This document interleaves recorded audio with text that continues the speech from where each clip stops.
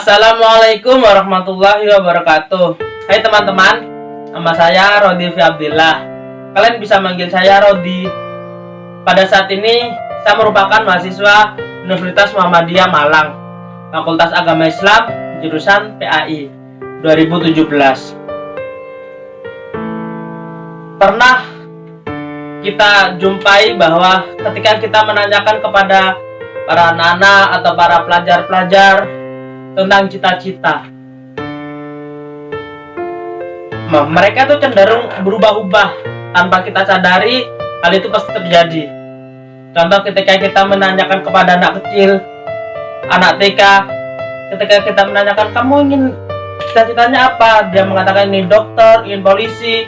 Ketika beranjak dia ketika SD berubah lagi, ingin menjadi guru, ingin menjadi tentara. Ketika SMP berubah lagi, ingin menjadi ilmuwan, ingin menjadi astronot dan sebagainya. Ketika SMA berubah lagi, yang penting saya masuk perguruan tinggi, cita-citanya.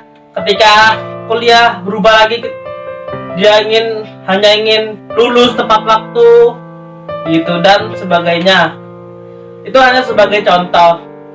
Nah, sebenarnya dalam Islam itu kita mencita-citakan dua hal. Yang pertama, kita mencita-citakan kesuksesan harta. Kenapa begitu? Karena ketika kita memiliki harta yang banyak, harta yang melimpah, itu memudahkan kita untuk bersedekah, berbagi kepada orang-orang yang nggak punya, kepada orang-orang fakir, miskin dan sebagainya. Dan yang kedua ialah kita bercita-cita memiliki kesuksesan ilmu. Kenapa demikian?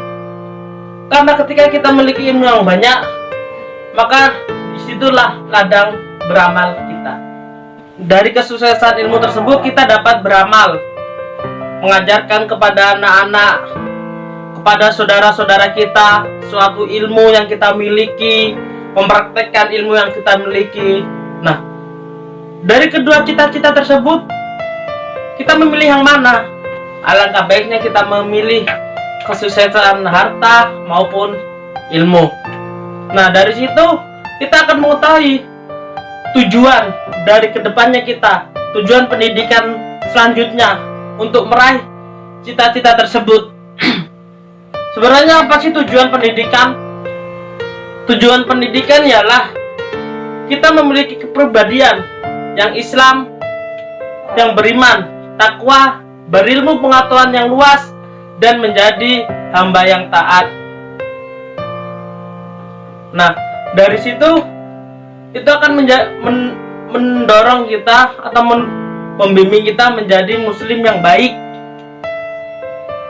Nah, dengan kita mengetahui tujuan pendidikan tersebut, kita akan memiliki sebuah kesuksesan ilmu. Apa itu kesuksesan ilmu? Yang pertama, ketika kita beramal, ketika kita berilmu, kita akan beramal, mengamalkan ilmu-ilmu yang kita dapatkan. Tidak menunggu banyak. Apa yang kita miliki, kita amalkan dikit demi sedikit. Yang selanjutnya ialah dari kesuksesan ilmu tersebut, kita akan mengamalkan suatu ilmu yang kita dapatkan untuk bekerja secara profesional. Kok bisa? Contoh seperti ini. Ketika kita belajar membaca Al-Quran secara baik dan benar, kita udah paham, dan ketika kelak kita dewasa, kita mengajar membaca Al-Quran. Nah, dari apa yang kita miliki, ilmu yang kita miliki yang lalu, kita amalkan cara belajar Al-Quran seperti ini. Dengan begitu kita bekerja secara profesional, karena kita mengetahui bidangnya tersebut, dan tentunya halal karena menggunakan cara yang baik. Nah, dari kesuksesan ilmu tersebut, itu akan mengantarkan kita bahwa kita harus seimbang antara kesuksesan dunia dan akhirat. Kita tidak boleh tinggi sebelah. Contoh, kita fokus untuk bekerja siang dan malam, bekerja terus tidak beribadah. Itu tidak boleh. Ataupun sebaliknya, kita beribadah saja siang dan malam beribadah tanpa bekerja. Itu tidak boleh. Karena kenapa? Karena itu merugikan orang-orang yang di sekitar kita. Karena sejatinya kita hidup ini memiliki suatu hubungan hablum minallah dan hablum minan nas. Nah, dari kesuksesan ilmu tersebut itu akan menggiring kita menjadi seorang ulama. Kenapa? Karena kita berilmu itu untuk mencetak suatu generasi ulama yang mana kita akan memberikan nasihat-nasihat agama.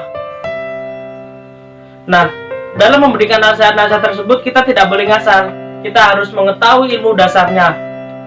Apa sih ulama?